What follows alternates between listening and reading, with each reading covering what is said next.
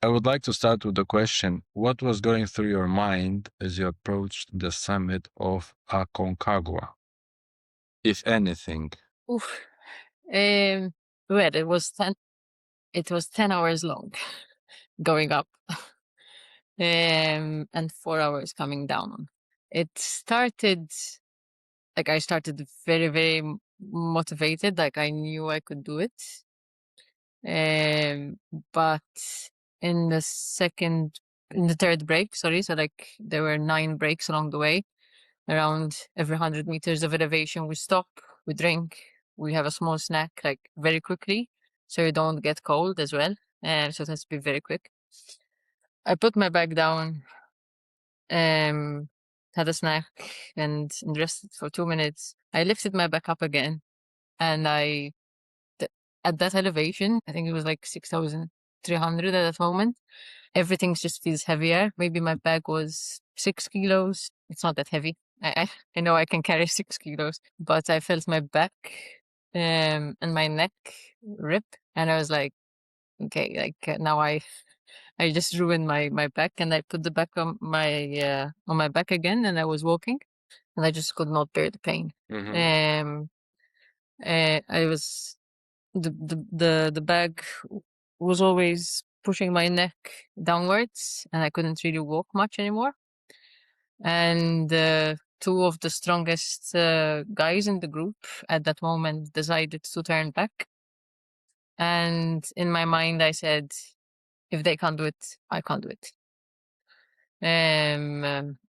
But my husband and two other climbers were very supportive, and like they motivated me to keep on going. So what I decided to do was to leave my bag behind. I left it on the side on a rock, and I decided to go without a bag to the summit. Um, uh, because I knew I could physically do it. It's just the pain was stopping me.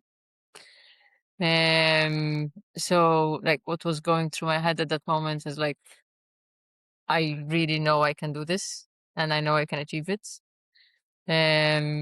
But there was also, or like sometimes doubt always comes in your head. But it's good to have a team around you and, support each other. What was the reason the two strongest guys turned around?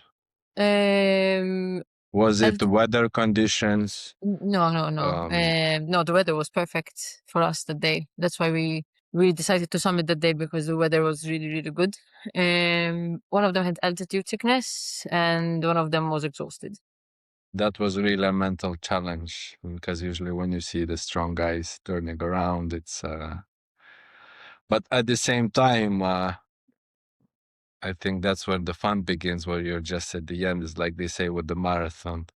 I believe it starts at the, if I'm not mistaken, 35th kilometer or 30 something kilometer. They say the real marathon begins. So for you, it was at 6 kilometer altitude.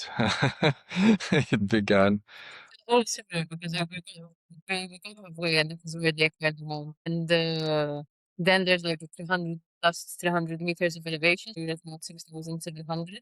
And you can see the summit. You can touch the summit. It's very, very close. So close. Mm-hmm. And our guide was like, you just have 15 minutes left. It was 3 hours, 3 hours left to the summit. It was no 15 minutes, but every 15 minutes, he told us, you just have 15 minutes left. And I remember in the last hour, I told him, don't say 15 minutes again. It's been 2 hours. Like, no more lying. So Oh, yeah, but psychological, like he was trying to help you. yeah, to keep us motivated, it's like just 15 minutes, just 15 minutes. So for these kind of climbs, you take a guide. It's just because easier. He knows the routes, but also can help you. Kind of that's the main reason you take, because you can do it on your own or no. Do it on your own, but obviously it's always better to do to the guides. Like, they know the routes, as you said, they have the safety equipment with them. They know the people there, so it's like if something goes wrong, you can rely on them. I wouldn't suggest doing it on your own. It's you like big mountains, a guide is always needed. Okay. High altitude climbing is as much a mental challenge as a physical one. When exhaustion and doubt creeps in, what keeps you moving forward? Not only in this climb, but in all your climb. Um, I would say that like climbing and mountaineering is very, very important for me. Um, to become better, to achieve what I want to achieve. And like for me, it's always remembering that specific goal that I'm trying to achieve and kind of like always keeping that in front of me. As you said, like doubt always creeps in. But it's like at that moment when doubt creeps in, you need to remember how much you trained, how much you want it, and how much you're capable. Like when I was describing like the summit day is around 15 hours long, and I did a 12-hour long day with 1,500 meters of elevation in Gozo on purpose, like to make sure that my body is ready for it. So in those moments, I remember I can do this. I've done this before. I've done something similar, and that is like what keeps me going is the hunger for achieving my goals. Okay. And what did Aconcagua teach you about yourself? Perhaps that you didn't know already from your previous climbs in Kilimanjaro or Elbrus? Because each climb is a different, completely different story. Each mountain is so This what is was particular about this one? this is harder than the others. I think it taught me mostly that I should believe in myself more. Uh, Physically, I'm stronger than I than I think, and I think like that's what I doubt the most is sometimes the physical strength. But like this has really taught me that I can, I am strong. It's possible for me to achieve these things, and also what it taught me about myself is how it's not the summit sometimes that is important, um, but it's the friends you make along the way. It's the peace you find while you are there. So I think like that is what like I went with a certain goal in my head, which was to achieve the summit, but kind of like what I got out of it the most is friendship and peace while I was there. When you speak about peace, what do you mean by saying it that you felt present, you didn't think about nothing else, just surrounded by this um giants, as I call mountains. It felt very small, and at the same time, it was very, yeah, peaceful place where you can be with yourself and just, So sometimes like in everyday life, I guess, just not expressible in words. Yes. What do you think about peace? in everyday life, like you get caught up in the busy errands that you have and who you need to message and work and everything. Like sometimes you don't have time to think of what is going on in your head. But I remember while at Camp 2, you could see the mountains in, in Chile, basically. So like you're on the border and you can see mountains, and it was the most beautiful sunset that I've ever seen. And it's like you really have time to calm down, to think while walking. Like your mind is empty. You don't have to do the bills. You don't have to think about your groceries. You don't have to think about anything except your next. Yeah, you had to think about all that before the climb when you prepare because there are no shops there. You can imagine that is very true. Also, you can speak with people, as you said, have meaningful conversations and create build relationships. Yes. And you build relationships with people who have a very similar mindset, which is super, super nice. It's like you go through this experience with them and they can understand the pain or the joy or the happiness or the tears that you're going through because they're probably going through a very similar moment. So it's like super, super nice experience to have. As you said, just because you had people who supported you and cared for you and motivated you to continue, you you reached your third summit from the dream of Yes. seven summits, which is already a remarkable achievement. I think it's a very very cool thing you're doing it. Which leads me to another question, because this climb was also a climb for a cause, raising awareness and funds for abandoned animals in Malta and Gozo. Why was it important for you to connect this expedition to animal welfare? Hey, animals and nature are like very important in my life, and I feel like um, like I'm trying to help someone who doesn't have a voice, and I feel like animals are our best friends, and we should really, really care for them.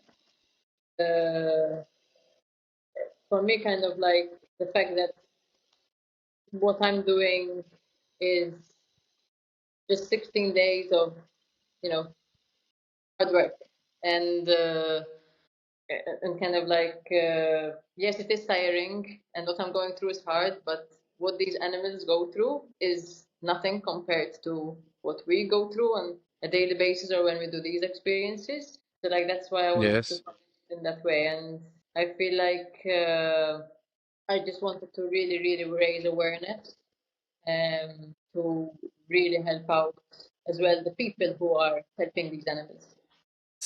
It's a very beautiful idea you shared, that you give a voice to those who don't have a voice. And we tend to forget this because even sometimes it can be applicable to people, because there are certain groups of people who don't have a voice.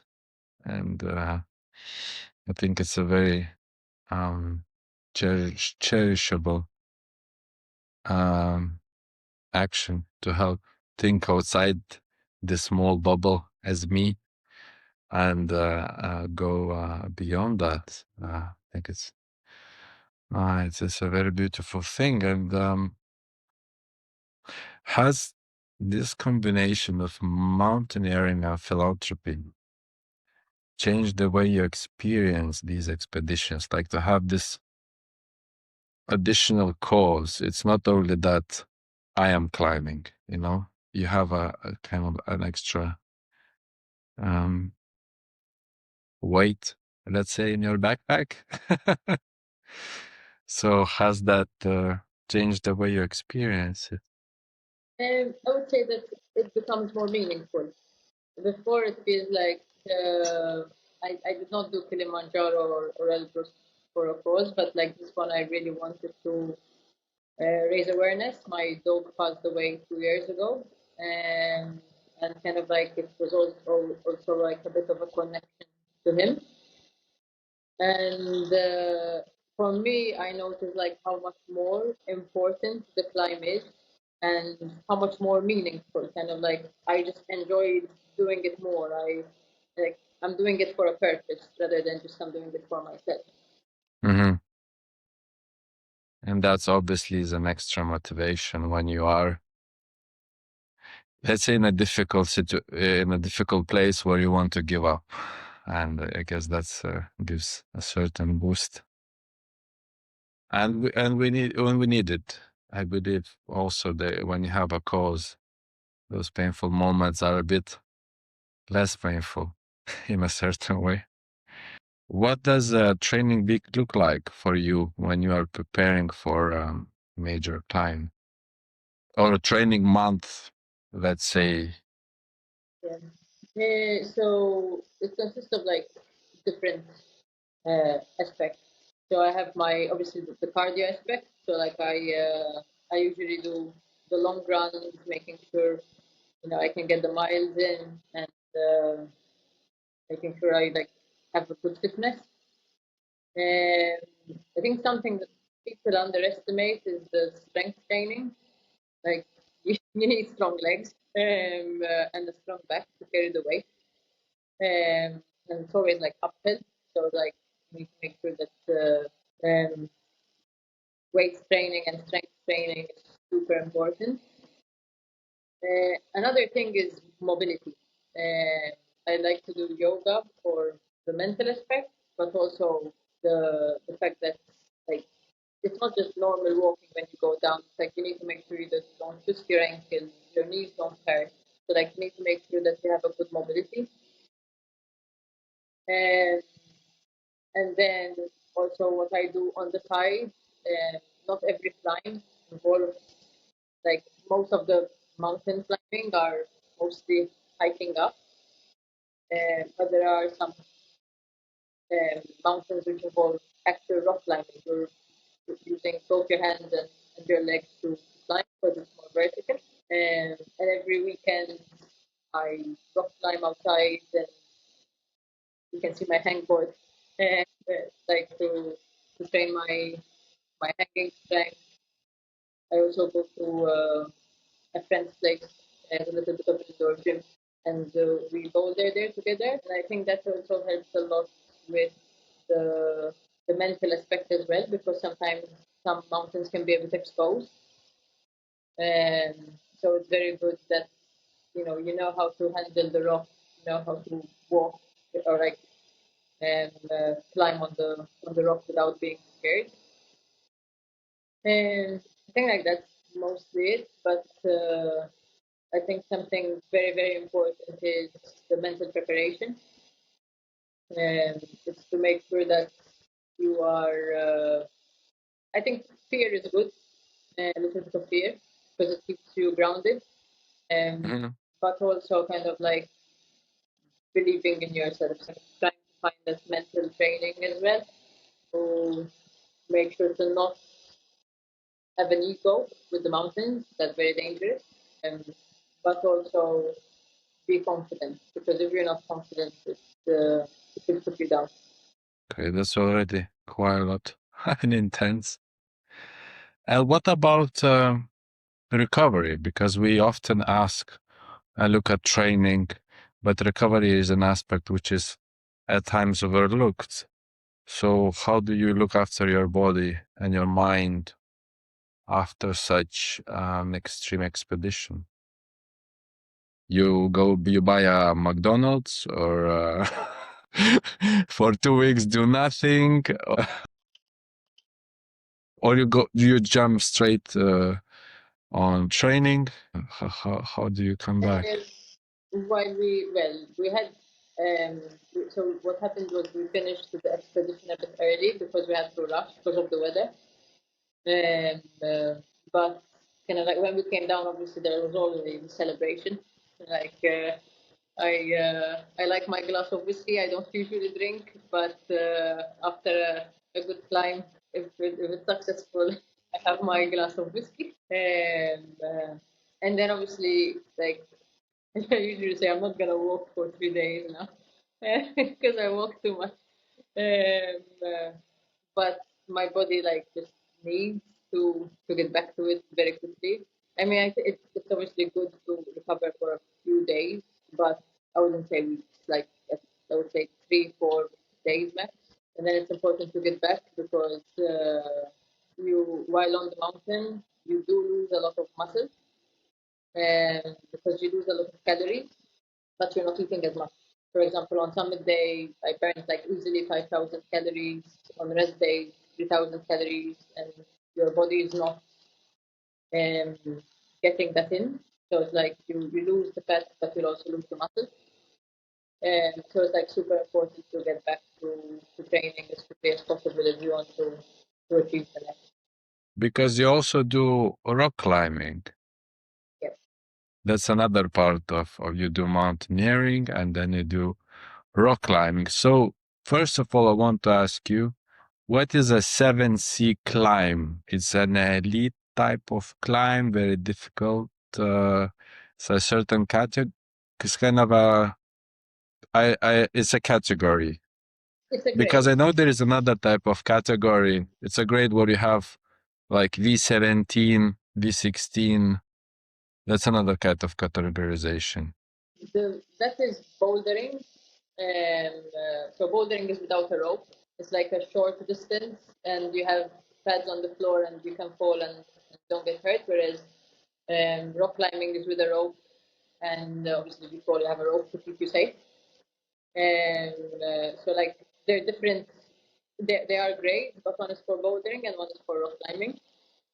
And I mainly focus on rock climbing. And so like a 70 grade, I would say is advanced, not elite, but advanced. I'm currently working on an 8A, and so I think that is when like now starts becoming more and more on the elite side once you hit the 8. The grades can vary, kind of like you can have a 7C, which is graded as 7C because it's like super overhanging, so you're climbing upside down. Or else there are times where you're climbing on a vertical wall, but there's nothing, like you're really holding the tiniest little things and stepping on the little footholds. I'd say that is more my style, like dancing on the rock, like very delicately. Um, so it's like Mm. your mind. For me, I like the technical aspect because your mind like really goes into focus and you're really, like you're moving with the rock, which is such a nice feeling. And what would be the highest grade? At So the we are moment, now 7C. What would be the highest grade? 90 at the moment. There are three guys 9C is the highest considered grade. at the moment. So there are three guys, yeah, that have climbed the 90 in the world. Well, I wish you good luck one day to reach it. I'll get there.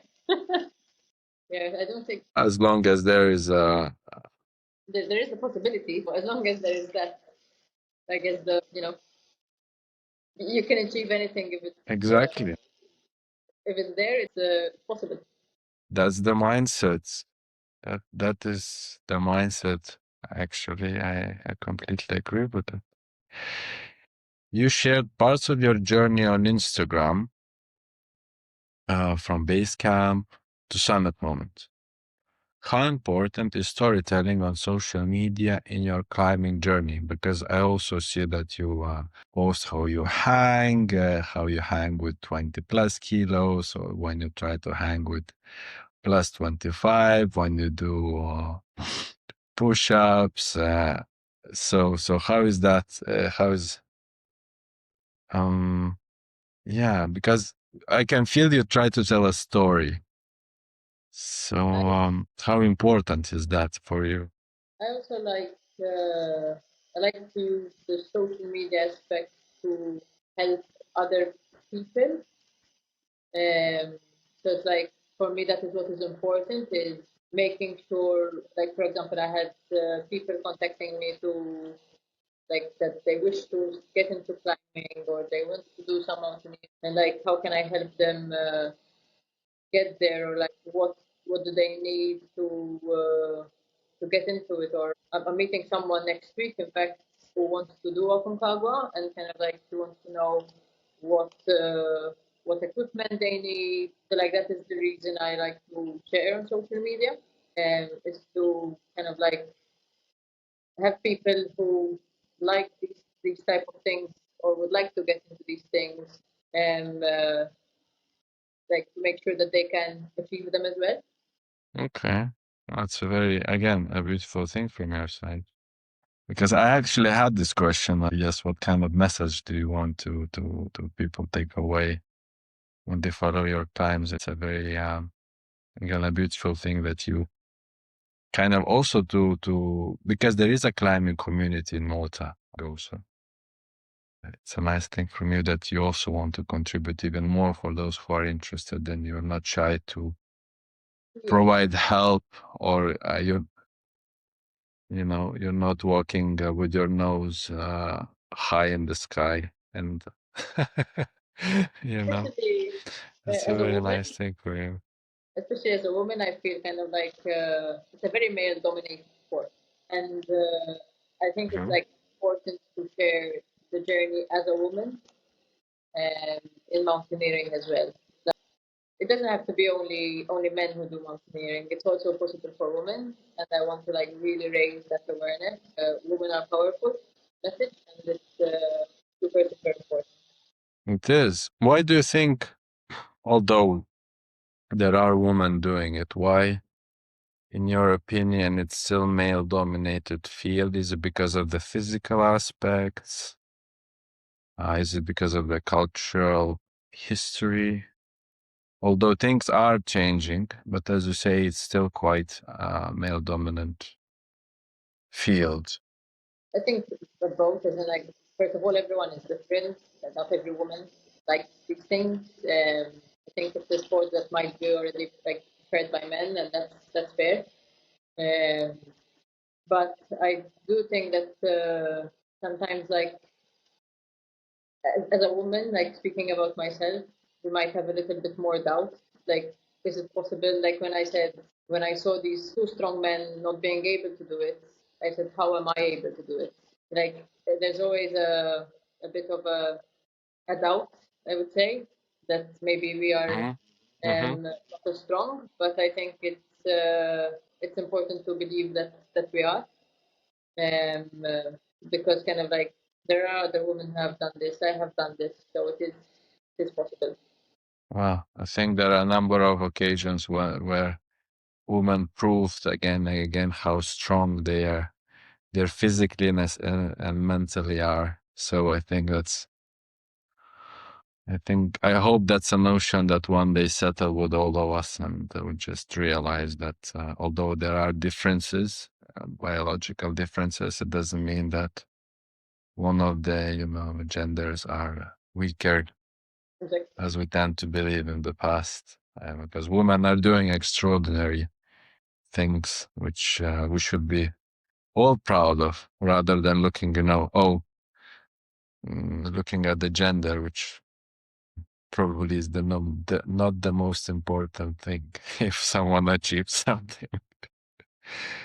Um, how did your whole career started? How did you begin with climbing, with the mountaineering? Was it a friend? Was it maybe your parents? Was it an old video, a magazine? Uh, where does it come from? Um, so like it started from a trip in a band during COVID. So I could work remote. Didn't have to go to the office. So decided to go for a trip with the band. And, went to the Dolomites, and that was that was kind of like the first proper time I started rock climbing, and spent like proper time in the mountains. Spent around 3 months, and that's where, like I said, like I actually found myself. So it was like a really nice moment. And then after that, I I just couldn't stop. It's like I had to come back and climb. I have to, that's this July I went again to the Dolomites to spend some time there, because for me, as I said, like in the mountains, I find peace. It's it's just the feeling that it gave me, and I just fell in love with it. So it all started from COVID and the trip in event. Okay. Now, Aconcagua is another major step towards the seventh summit dream. What's next on your list? Mount Denali, which is the highest mountain in North America. It's in Alaska. I aim so I actually already like started planning my training schedule for it, uh, because I plan to go around May June this year, and that is the next one. And how will that challenge be different from Aconcagua? So with Aconcagua, you start by meeting up, and you split your gear into different parts, because there are the mules that take part of the gear to base camp. So the clothes that you need for summit day, you don't need to carry them with you. The mule will take them up. They will be at base camp, and then after that you have to carry them up. Whereas on Denali, you have to carry around 60 kilos of weight with you all along the way, because there is no infrastructure, there is nothing. Whereas, for example, on Aconcagua, there are camps that are already there, and you arrive, and there's like a big dome where you can all sit together. Denali is very different. You arrive and there's nothing. You have to dig out snow, make a tent, when you dig out the snow, you create, Wow, and you have like where you sit down, and that is the kitchen. So the weather is much more extreme than Aconcagua. that sounds extreme. I think I would say it's the hardest from the Sounds seven really. summits. They say Everest is, but Everest is the highest. But I would say obviously the altitude will be the hardest on Everest, but there is more infrastructure. Like there's base camp. Like it's much more. There's much more people, whereas Denali is very remote. Um, so it's very rare that people go and do it, because it's just so secluded. So there's nothing. You have to start from scratch. You have to go every time, as I said, dig out the snow, create a chair. Yeah. Yes.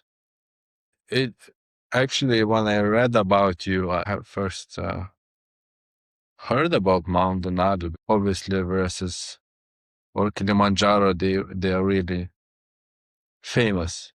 Even Mount Elbrus is not.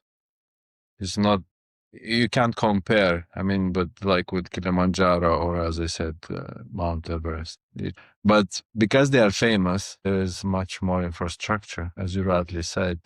So it makes easier in a way to climb it. But when you do it, and say when there is nothing and you have to carry that weight and then the altitude, that's why I'm always I watched this documentary about a solo climber who unfortunately died at a very young age.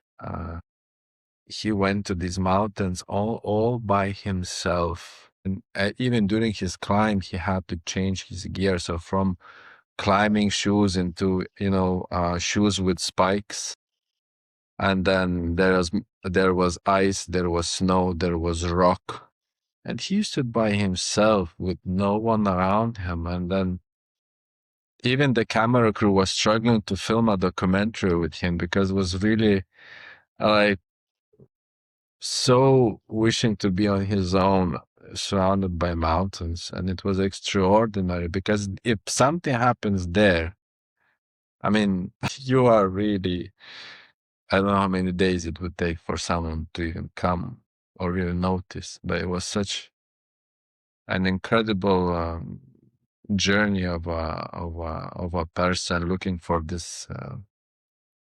Maybe what you do as well for this peace, which I believe mountains really give, especially when they're less famous, there's less infrastructure, more raw nature. I guess it connects you with that pre-human earth, if you might say it, which I guess some of us wish to connect with. And speaking about the past, looking back now, what advice would you give Rita at the very start of her mountaineering and rock climbing journey? That's a very good question, because I never got answered this question. So it's okay. Take your time. It's take your time. Maybe you wouldn't say anything. You would just leave it as it is for that Rita to experience, or maybe you would say, on that trip, take I don't know, this or this item because you would actually need, something like that. Well, yeah, I was very unprepared on Kilimanjaro. I was so cold, whereas on this one, I made sure I had the correct equipment. So that's one for sure, is to make sure that you have the right equipment. But I guess if if you don't make mistakes, you won't learn. That's for sure. Um, I would say patience. It will. It will come. I think it's like, you will achieve what you want to achieve, and I'm sure I will continue to achieve more. But it is patience. I have. Okay, I'm back. My phone overheated. Your phone overheated. Yeah, my phone overheated, so I'm Little on another phone. technology you So have now there I'm in on two. Gozo. Because this one is much better, to be honest. Really? Because it's a more modern phone. It's a better phone. Okay. It's I think I have the iPhone 14. This is the iPhone 16. It says. It's okay. I like it. For me, Well, who needs I guess technology? I would rather live in the mountain. I agree with you, to be honest. I would do the same. Right. Actually, I spoke with a couple from South Africa, and they produce videos about people. Okay. It's a very interesting message they spread. They speak about people who love, hate, envy, discuss. It's very interesting because you don't hear the questions; you just hear a person talking. If I want, I can share you a few videos with them. It's quite interesting the way they do it. And I got lucky. I wrote to them, and they agreed to speak with me. It was just at the beginning, a few years ago. And the guy showed me how they live. So they live off grid on a mountain slope facing the valley on a cabin. There's nothing around them, That's brilliant. nothing. That's absolutely brilliant. And I was looking and felt like saliva is dripping, it's because they managed to find an independent source of money, and that gave this opportunity, which it just was so amazing with the terrace, with the view, with the fireplace behind him. I was jealous, but at the same time very happy for them, and also happy that people remind me that there are people who want this, that not everyone goes to the main cities, not everyone wants to have Exactly. technology all over their place. And it was a very good, it was a very, very good reminder for me, which I'm very thankful for. So again, coming back to that question, because it's important. So what advice would you give to that Rita? So first of all, you said about gear. You would advise that take that warmer jacket. It would Yes. help.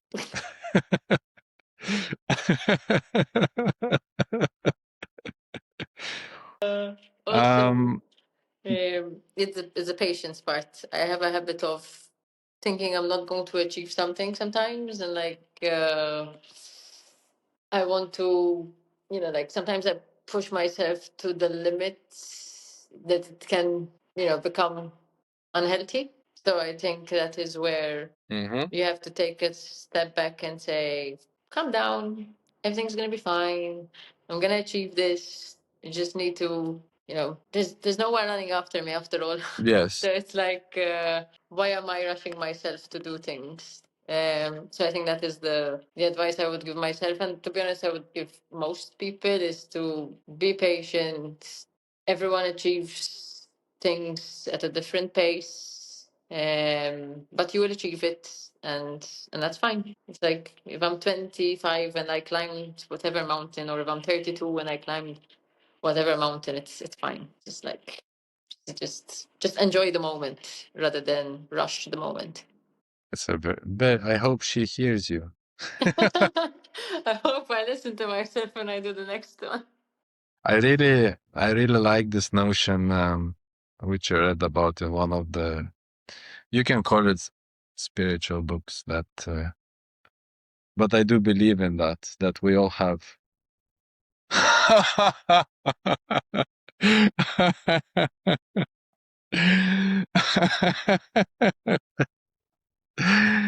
Oh, che già fai, ne siamo un po' think.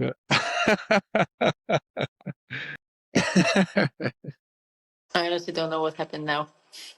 Rita? Yeah. Yes! You're here. Sweet, Yeah. sweet. What happened now? I don't know. Overheated? No, So it no, just no, no, switched no. off, or It just said it just disconnected on its own. I don't know. I don't know. Technology it's is incredible. weird. Beautiful. It's not our strongest side, let's put it that way. But that's fine. So I was in such a good sentence. I wanted to share such a incredible wisdom, and now I forgot about. I know. I remember. It's about inner child that I do believe that we have Oh yes. when we were a child. We still have inside, and that's why I believe when you have this, if you have some sort of trauma or something which you want to work on, it's a very good with an expert to connect with that inner child, because most of the things which we are struggling with in our life usually developed back then when you were a child, when you were dependent, when you had to rely on someone else and you had to make compromises, and you had to live, in the world of adults, which is not always very friendly. Yeah. To a child. So I do believe, and I try to speak with my inner child when I have an opportunity. I think it's I don't know. I like this notion when I hug a little boy, and I say everything is okay. I'm here for you. Now you can, you know, you can cry. You can feel vulnerable. You can. It's okay. Because at times I think when we were children, certain moments, that's important to hear. It's okay. It's nothing wrong to be Yeah. different, feel tons of emotions, and just it's just okay. It's part of being a human, and part of the beauty of being a human, in my opinion. For someone watching this and who feels inspired but intimidated at the same time, to begin mountaineering or rock climbing, or a person thinks, "Oh, I'm too old," you know. What's your message? What's your message to them? I started at I wasn't old, but I started at the age of 27, which is considered quite old for these type of things. Um, and it's just been 4 years, and I've achieved so much. So, like for me, the message would be to like, if you really want something, if it makes you happy, if it like truly makes you happy, absolutely. Like no one's gonna stop you. Like for me, it's if you find happiness in something, let it be mountaineering, cooking, anything, and you don't know how to do it, Mhm. just go for it. Like and there will be mistakes on the way. There will be lots of mistakes on the way. There will be lots of happy moments. There will be lots of sad moments where you want to say, "What am I doing? Why am I here?" Um, it's like even on the mountain, it happens. Like, what am I doing? Well, that's the point, I guess. Yeah, it's like if you don't ask why you're here, like my question would be is why aren't you here? It's because it makes you happy probably. So just absolutely go for it, and you don't have to feel intimidated. It's like you can start with little steps. As I said, like always making sure to hire a guide, to look for people with experience, to ask questions. Um, so like absolutely just go for it. If it makes you happy, absolutely just go for it. It's a very nice message. And the last question for today. If you had to describe Mount Aconcagua in just 3 words, what would be they? What would they be? Sorry. Peace, love, and friendship. Because for me, like that was what I got from that experience. I'm probably not describing the mountain. I'm probably describing my experience. But for me, when I see Aconcagua now, that is what it means for me. It's so beautiful. It, for the end, for the closing word, I would like to wish you to continue what you're doing and to continue discovering these magnificent places, also spreading the word and awareness for what you believe is important, and just continuing finding that peace not only in the mountains, but when you are in Gozo Island as well. Thank you very much. Thank you. Thank you so much for having me.